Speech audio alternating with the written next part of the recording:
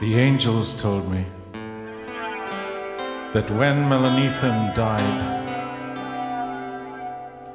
he was provided with a house deceptively like one in which he lived in this world. This happens to most newcomers in eternity upon their first arrival. It is why they are ignorant of their death and think they are still in the natural world. All the things in his room are similar to those he had before. The table, the desk with its drawers, the hills of books.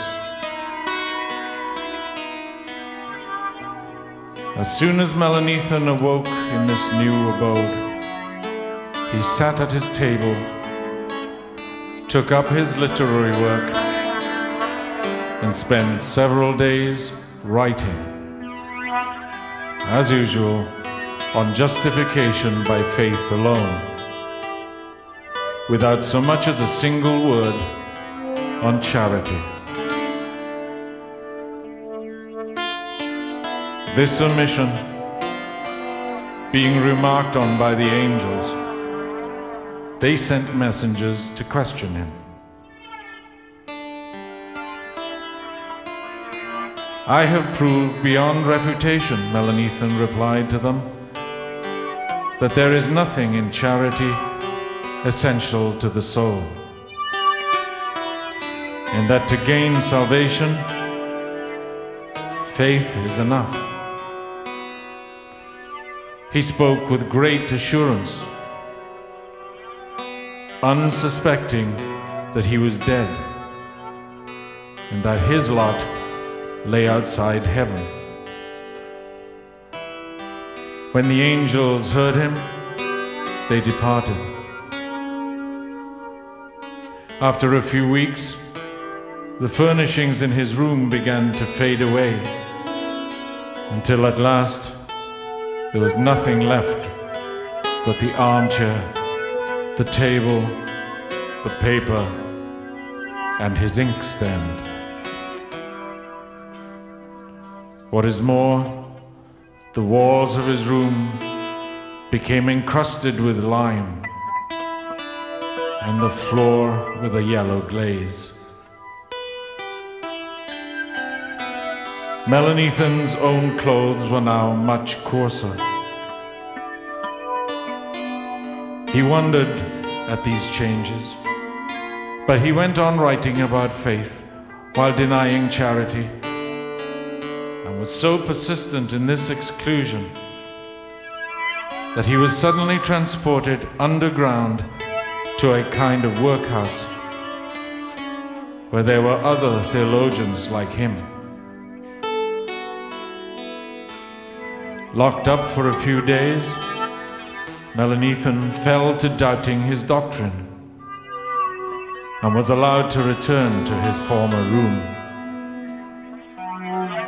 He was now clad in a hairy skin, for he tried hard to convince himself that what had just happened to him was no more than a hallucination.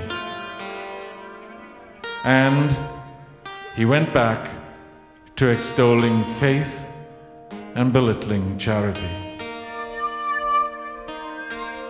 One evening, Melanethan felt cold.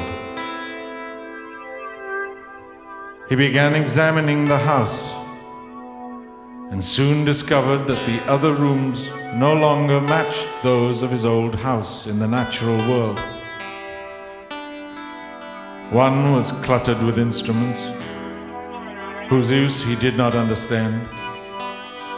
Another had shrunk so small that entrance was impossible.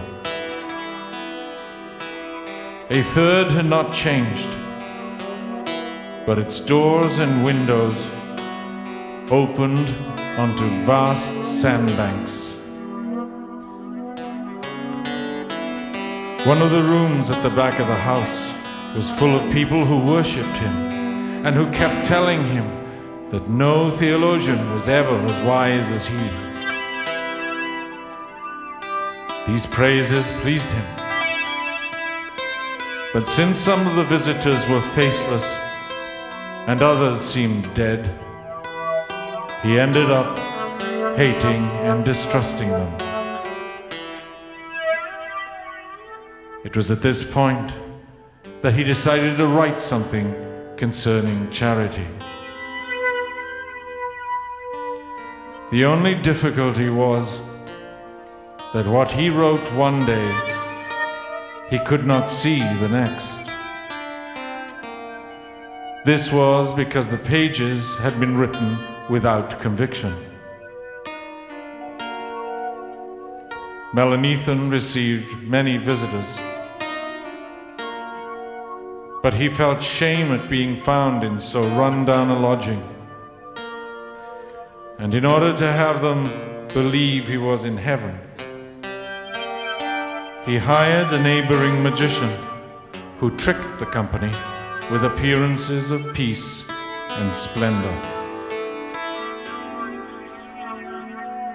The moment his visitors had gone, and sometimes a little before, his adornments vanished, leaving him the former plaster and draftiness.